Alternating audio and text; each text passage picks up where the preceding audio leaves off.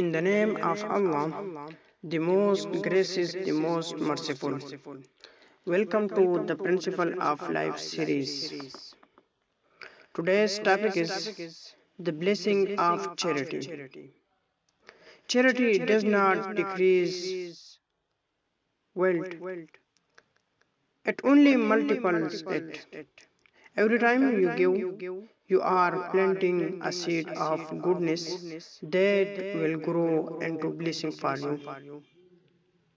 Whether it's money, time, or a smile. Whatever you give for the sake of Allah will come back to you in ways you cannot imagine. Keep giving, and Allah will continue to bless you. Rabbul Alameen says in the Holy Quran, مثل الذين ينفقون أموالهم في سبيل الله كمثل حبة أنبتت 7 سنابل في كل سنبلة 100 حبة والله يضاعف لمن يشاء والله واسع عليم.